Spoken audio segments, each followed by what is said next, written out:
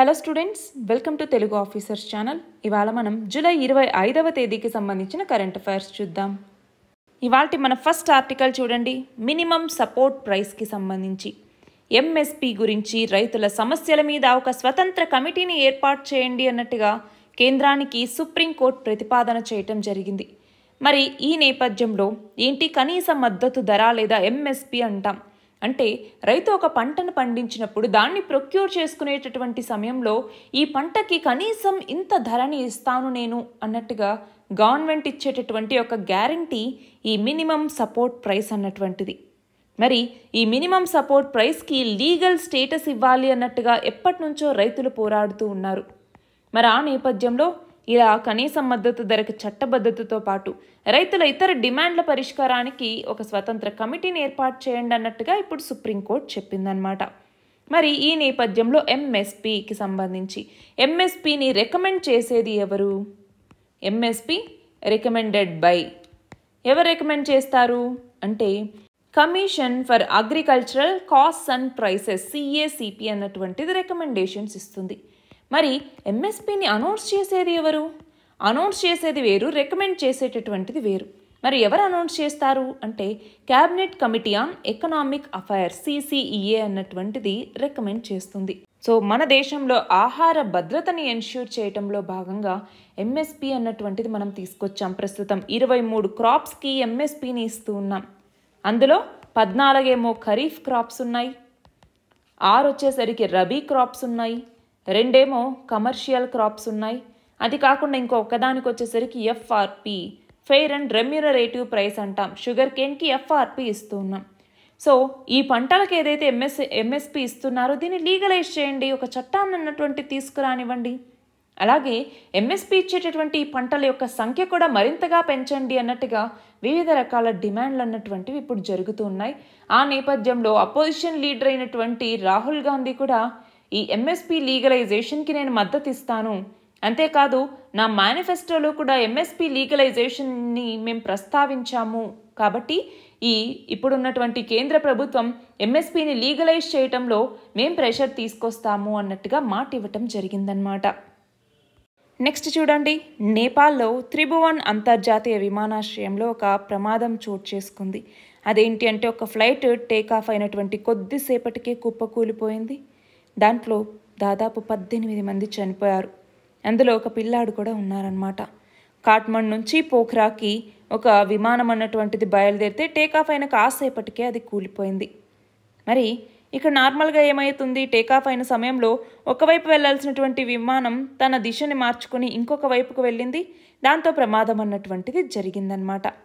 మరి ఇక్కడ ఏమవుతుంది అంటే ఇది ఒక టేబుల్ టాప్ రన్వే. మరి టేబుల్ టాప్ రన్వే అయితే ఏమైంది అని మీరు అడగచ్చు. టేబుల్ టాప్ రన్వే అంటే ఏంటి అసలు అంటే ఎత్తైనటువంటి ప్రదేశాల్లో ఈ యొక్క రన్వేలని ఏర్పాటు చేస్తారనమాట. అందుకే వాటిని టేబుల్ టాప్ అనేసి పిలుస్తూ ఉంటారు. వీటికి ఒకవైపు లేదంటే 2 వైపులా లోయ మాదిరిగా ఉంటుందన్నమాట. కానీ దూరం నుంచి చూస్తే ఒక రన్వే, దాని పక్కన ఉన్నటువంటి భూభాగం అంతా నార్మల్గా సమాంతరంగానే ఉంది అన్నట్టుగా గమనిస్తూ ఉంటుంది. మరి అలాంటి ప్లేసెస్లో టేకాఫ్ చేసేటప్పుడు కానీ ల్యాండింగ్ చేసేటప్పుడు కానీ చాలా జాగ్రత్తగా ఉండాలి. ఏ చిన్న పొరపాటు జరిగినా ఇలాంటి ప్రమాదాలు జరిగేటటువంటి అవకాశం ఉంటుంది. నేపాల్లో కూడా ఇప్పుడు ఇది ఒక రీజన్ అన్నట్టుగా చెప్తున్నారు. అలాంటి మన భారతదేశంలో టేబుల్ టాప్ రన్వేస్ 5 ఉన్నాయన్నమాట.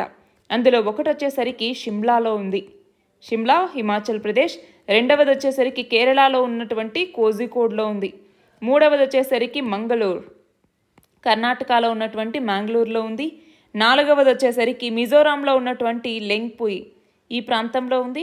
5వది వచ్చేసరికి ప్యాంగాంగ్ అన్నటువంటిది సిక్కింలో ఉంది. సో ఇలాంటి రన్వేలన్నీ కూడా టేబుల్ టాప్ రన్వేసే అనమాట. నెక్స్ట్ చూడండి, కవచ్ అన్నటువంటిది ఏంటి? ట్రైన్స్కి సంబంధించి యాంటీ కొలిజన్ సిస్టమ్, అవునా, ఆటోమేటిక్ రైలు రక్షణ వ్యవస్థ అయినటువంటి ఈ కవచ్ కోసం ఈ సంవత్సరం 2024-25 ఆర్థిక సంవత్సరంలో మొత్తం 1112.57 కోట్ల రూపాయలని కేటాయించడం జరిగింది. ఇప్పటిదాకా కవచ్ పనుల మీద 1216.77 కోట్లు ఖర్చు చేశారు. మరి దానికి ఇప్పుడు అదనంగా 1112.57 కోట్లని కేటాయించడం జరిగింది. మరి ఇక్కడ ఏమవుతుంది, ఏ కారణం వల్ల అయినా కూడా లోకో పైలట్ ట్రైన్కి బ్రేక్ వేయలేకపోతే అప్పుడు ఆటోమేటిక్గా ఈ వ్యవస్థ అన్నటువంటిది పనిచేస్తుంది. ప్రతికూల వాతావరణంలో కూడా సురక్షితంగా రైలు నడిచేలాగా చేస్తుంది. మరి అలాంటి నేపథ్యంలో అన్ని రైల్వే మార్గాల్లోనూ అన్ని రైల్వే స్టేషన్లలోనూ ఈ యొక్క కవచ్ అన్నటువంటి వ్యవస్థని ఏర్పాటు చేయాల్సినటువంటి అవసరం ఉంది. ఇది లేనటువంటి చోట్ల రీసెంట్గా చాలా ప్రమాదాలని మనం చూస్తూనే ఉన్నాము. అవునా? మరి ఆ నేపథ్యంలో దీన్ని విస్తరించడం కోసం 1112 కోట్లను ఇప్పుడు కేటాయించారు. నెక్స్ట్ చూడండి, అత్యంత ఉష్ణోగ్రత కలిగినటువంటి రోజుగా ఈ నెల 22 జూలై 22 అన్నటువంటిది రికార్డు సృష్టించింది. ప్రపంచ సరాసరి ఉష్ణోగ్రత 17.15 డిగ్రీల సెల్సియస్గా నమోదైంది. మరి 17.09 డిగ్రీలు ఈ నెల 21వ తేదీ ఉంటే ఇది మించి గత 84 ఏళ్లలో అత్యంత వేడి రోజుగా ఇది నిలిచిందనమాట. యూరోపియన్ యూనియన్కి సంబంధించినటువంటి కోపర్నికస్ క్లైమేట్ చేంజ్ సర్వీస్ అన్నటువంటిది రీసెంట్గా దీని గురించి చెప్పింది. మనకి 1940 నుంచి ఇప్పటిదాకా నమోదైనటువంటి అత్యధిక ఉష్ణోగ్రత ఇది. నెక్స్ట్ ఆర్టికల్ చూడండి, రీసెంట్గా కేంద్ర ప్రభుత్వం బడ్జెట్ని ప్రవేశపెట్టింది. మరి ఆ బడ్జెట్లో తెలంగాణకు అసలు కేటాయింపులు లేవు అన్నట్టుగా అన్యాయం జరిగింది. ఈ ఏదైతే బడ్జెట్ ఉందో దీన్ని సవరించాలి అన్నట్టుగా డిమాండ్ చేస్తూ తెలంగాణ శాసనసభ అన్నటువంటి తీర్మానం చేయటం జరిగింది. దీనికి ఇటు బీఆర్ఎస్, మజ్లిస్, సిపిఐ వీళ్ళందరూ కూడా మద్దతు ఇచ్చారనమాట. బీజేపీ సభ్యులు అక్కడి ఈ శాసనసభ నుంచి, అసెంబ్లీ నుంచి వాకౌట్ చేయటం జరిగింది. అలాగే నీతి ఆయోగ్ సమావేశాన్ని సీఎం బహిష్కరించబోతున్నట్టు కూడా ప్రకటించారు. మరి ఈ నేపథ్యంలో ఏమవుతోంది, కేంద్ర బడ్జెట్లో ఎందుకని ఒక రాష్ట్రానికి అన్యాయం జరిగింది అన్నట్టుగా భావిస్తూ ఉన్నారు. అంటే ఇక్కడ ఏమవుతోంది, ఆంధ్రప్రదేశ్కి ఏమో 3 హామీలను ఇచ్చారు. ఏంటి, ఒకటి వచ్చేసరికి క్యాపిటల్ డెవలప్మెంట్ కోసం 15,000 కోట్లు ఇస్తాము అన్నట్టుగా చెప్పారు. రెండవది పోలవరం ఇరిగేషన్ ప్రాజెక్ట్ ఏదైతే ఉందో దానికోసం, అంటే నేషన్కి ఫుడ్ సెక్యూరిటీని ఎన్ష్యూర్ చేసేందుకు ఈ పోలవరం ప్రాజెక్ట్కి మేము సహాయం చేస్తామన్నట్టుగా చెప్పారు. మూడవది వచ్చేసరికి బ్యాక్వర్డ్ రీజియన్స్ ఏవైతే ఉంటాయో ఈ బ్యాక్వర్డ్ రీజియన్స్కి గ్రాంట్స్ ఇస్తాము అన్నట్టుగా చెప్పారు. మరి తెలంగాణకేమో ఏం చెప్పలేదు. దాంతో తీవ్ర అన్యాయం జరిగింది అన్నట్టుగా తెలంగాణ అసెంబ్లీ అన్నటువంటిది ఇక్కడ మాట్లాడుతుంది. అయితే ఇక్కడ ఏంటి, రింగ్ రోడ్ చుట్టూ డెవలప్మెంట్ కోసం మేము కేటాయింపులు చేశాము అన్నట్టుగా కేంద్ర మంత్రులు చెప్తూ ఉన్నారు. కానీ ఇక్కడ వివిధ ప్రాజెక్టులకు ఆర్థిక సహాయం కావచ్చు, చట్ట ప్రకారం రావాల్సినటువంటి నిధులు కావచ్చు, అలాగే అపరిష్కృతంగా ఉన్నటువంటి చాలా సమస్యల్ని పరిష్కరించాలని కోరినా కూడా ఏదీ తీర్చలేదు అన్నట్టుగా ఇక్కడ తెలంగాణ వాదన. మన నెక్స్ట్ ఆర్టికల్ చూడండి, కృష్ణా మరియు గోదావరి బేసిన్స్లో రిజర్వాయర్స్ ఏవైతే ఉన్నాయో వాటిలోకి వరద ప్రవాహం అన్నటువంటిది వస్తుంది అన్నట్టుగా. నార్మల్గా మనం చూస్తే గోదావరిలో మనకి ఎక్కువ వాటర్ అవైలబిలిటీ ఉంటుంది, కానీ కృష్ణానదిలో చాలా తక్కువ వాటర్ అవైలబిలిటీ ఉంటుంది. అందుకే గోదావరి నుంచి కృష్ణాకి నీటిని మళ్లించడం కోసం వివిధ రకాల ప్రాజెక్టులు, ఫర్ ఎగ్జాంపుల్ పోలవరం అన్నటువంటిది కూడా దీనికి సంబంధించి చెప్పుకోవచ్చు. సో ఇప్పుడు ఏమైంది అంటే, ఇప్పుడు కృష్ణా బేసిన్లో ఉన్నటువంటి శ్రీశైలం ప్రాజెక్ట్ ఏదైతే ఉందో దీంట్లోకి 163,000 క్యూసెక్ల నీటి ప్రవాహం అన్నటువంటిది ఉంది. గోదావరిలో ఉన్నటువంటి శ్రీరామ్ సాగర్ ప్రాజెక్టులో 24,000 క్యూసెక్ల ప్రవాహం అన్నటువంటిది ఉంది. మరి ఇక్కడ ఏమవుతుంది, ఇలా నీటి మట్టాలు పెరుగుతున్నప్పటికీ నిండటానికి మాత్రం ఈ రిజర్వాయర్లు నిండాలంటే ఇంకా భారీ వరద రావాల్సి ఉంటుంది. మరి ఈ నేపథ్యంలో మనకేం తెలియాలి, కృష్ణా నది అలాగే గోదావరి నది 2 నదుల గురించి తెలియాలి, ఎక్కడి నుంచి ఎక్కడి వరకు విస్తరిస్తూ ఉన్నాయి. అలాగే మొదట అంటే పుట్టిన స్థానం, జన్మస్థానం అంటాం కదా, జన్మస్థానం ఎక్కడ, సముద్రంలో కలిసే స్థానం ఎక్కడ, మధ్యలో ఏ ఏ రాష్ట్రాల గుండా వెళ్తూ ఉన్నాయి, అలాగే ఏ ఏ ఉపనదుల్ని కలిగి ఉన్నాయి, అందులో ఎడమవైపు ఉపనదులేంటి, కుడివైపు ఉపనదులేంటి, వాటి మీద నిర్మించినటువంటి ఆనకట్టలేంటి, అలాగే ఆ నదులకి సంబంధించి ఏ ఏ రాష్ట్రాల మధ్య నదీ వివాదాలు అన్నటువంటివి ఉన్నాయి, వీటన్నింటికి సంబంధించి డీటెయిల్డ్గా మనం నోట్స్ చేసి పెట్టుకోవాలి. నెక్స్ట్ చూడండి, యూనియన్ ఫినాన్స్ మినిస్టర్ అయినటువంటి నిర్మలా సీతారామన్, ఈమె యూనియన్ బడ్జెట్ని లోక్సభలో ప్రవేశపెట్టడం జరిగింది. ఇది 7th కాన్సిక్యూటివ్ టర్మ్ అనమాట, అంటే 7వసారి ఇలా ప్రవేశపెట్టడం. ఇంతకుముందు మొరార్జీ దేశాయ్ ఈయన 6 సార్లు బడ్జెట్ని ప్రవేశపెడితే ఈమె 7వసారి ఇప్పుడు బడ్జెట్ని ప్రవేశపెట్టింది. మరి గవర్నమెంట్ యొక్క ఎస్టిమేటెడ్ స్పెండింగ్ ఎంత అంటే 48,20,512 కోట్లు. 2023-24తో కంపేర్ చేసుకుంటే ఇది 8.5% ఎక్కువ అన్నమాట. అలాగే టోటల్ క్యాపిటల్ ఎక్స్పెండిచర్ వచ్చేసరికి 11,11,111 కోట్లు. ఫిజికల్ డెఫిసిట్ వచ్చేసరికి 16,13,312 కోట్లు ఉంటుందని అంచనా. రెవెన్యూ రిసీట్స్ వచ్చేసరికి 31,29,200 కోట్లు. నెట్ ట్యాక్స్ రెవెన్యూ ఏదైతే ఉంటుందో అది 23,83,499 కోట్లు ఉంటుంది అన్నట్టుగా అంచనా వేశారు ఈ బడ్జెట్లో. మరి ఈ బడ్జెట్ని రాబోయే 8 నెలల కాలానికి మాత్రమే ప్రవేశపెట్టారు. ఎందుకు, మనకి జనరల్ ఎలక్షన్స్ జరగక ముందు ఇంటరిమ్ బడ్జెట్ని ప్రవేశపెట్టారనమాట.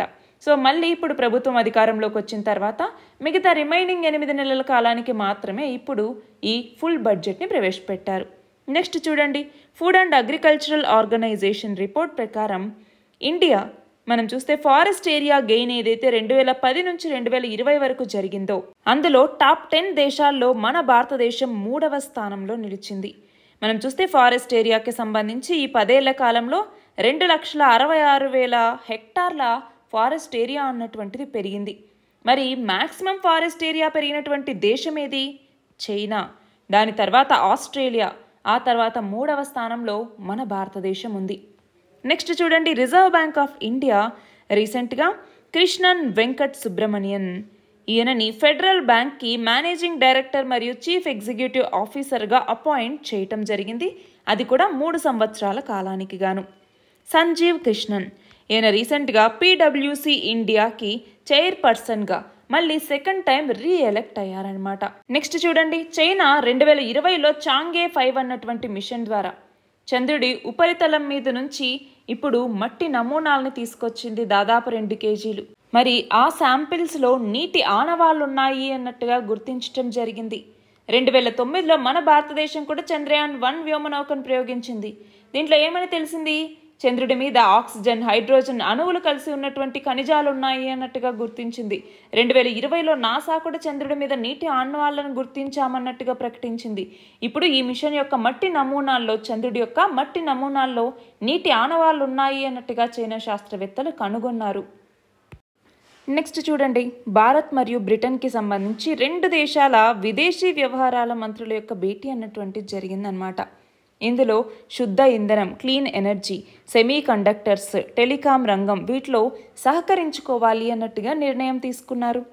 మరి ఇందులో సెమీ కండక్టర్స్ అన్నటువంటి టాపిక్, అలాగే క్లీన్ ఎనర్జీకి సంబంధించి ఇప్పుడు గ్రీన్ ఎనర్జీ అనేసి, హైడ్రోజన్ ఎనర్జీ అనేసి ఇలాగ వివిధ రకాల వాటిని తీసుకొస్తున్నారు కదా, ఎలక్ట్రిక్ వెహికల్స్ కావచ్చు. సో ఎనర్జీ అన్నటువంటిది మనము క్లీన్ ఎనర్జీని, శుద్ధ ఇంధనాన్ని వాడుకోవాలన్నటువంటిది. అలాగే టెలికాం సెక్టార్కి సంబంధించి చాలా చేంజెస్ అన్నటువంటివి వస్తూ ఉన్నాయి. సో స్పెక్ట్రమ్ ఇలాంటివన్నీ కూడా మనం దీని కింద చదువుకుంటాం. సెమీ కండక్టర్స్ అంటే ఏంటి? రీసెంట్గా మనం కనుక గమనిస్తే జమ్మూ అండ్ కాశ్మీర్లో రైసీ డిస్ట్రిక్ట్ అన్నటువంటిది ఉంది. ఈ రైసీ డిస్ట్రిక్ట్స్లో ఏం కనుక్కున్నారు? లిథియం నిల్వల్ని కనుక్కోవటం జరిగింది, అవునా? సో అదొక న్యూస్ గుర్తుపెట్టుకోవాలి. అలాగే రీసెంట్గా కడప బేసిన్లో మనం చూస్తే, కడప అన్నటువంటిది ఆంధ్రప్రదేశ్లో ఉంది, మనందరికీ తెలుసు కదా. సో కడపలో ఏం కనుక్కున్నారు? నికెల్ నిక్షేపాలని కనుక్కోవటం జరిగింది. నెక్స్ట్ చూడండి, ఎవరెస్ట్ శిఖరాన్ని 15 గంటల లోపు అధిరోహించి అత్యంత వేగంగా ఎవరెస్ట్ శిఖరాన్ని అధిరోహించినటువంటి మహిళగా ప్రపంచ రికార్డ్ సృష్టించినటువంటి మహిళా పర్వతారోహకురాలు ఎవరు అంటే ఫుంజో లామా. 2024 కేన్స్ చలనచిత్రోత్సవాల్లో పియర్ ఎంజనో స్మారక పురస్కారాన్ని ఎవరికి ప్రదానం చేశారు అంటే సంతోష్ శివన్. ఈయన రెట్రోఫోకస్ మోడర్న్ లెన్స్ని కనుక్కున్నటువంటి ఫ్రెంచ్ శాస్త్రవేత్త అయినటువంటి పియర్ ఎంజనో. ఈయనకి నివాళిగా 2013 నుంచి ఈ అవార్డుని ఇస్తూ ఉన్నారనమాట. ఆ పురస్కారాన్ని మన భారత ఫోటోగ్రాఫర్ అయినటువంటి సంతోష్ శివన్ ఈయనకి ఇవ్వటం జరిగింది. చూడండి, చివరిగా ప్రపంచంలోని అత్యంత పొడవైనటువంటి గోళ్ళు ఉన్నటువంటి మహిళగా గిన్నిస్ రికార్డ్ని సొంతం చేసుకున్న అమెరికా మహిళ ఎవరు అంటే డయానా ఆర్మ్స్ట్రాంగ్. ఈమె చేతివేళ్ళకి 1306.58 సెంటీమీటర్ల పొడవైనటువంటి గోళ్ళు అన్నటువంటి ఉన్నాయి. ఇవి ఇవాల్టి మన important articles. All the very best and thank you very much.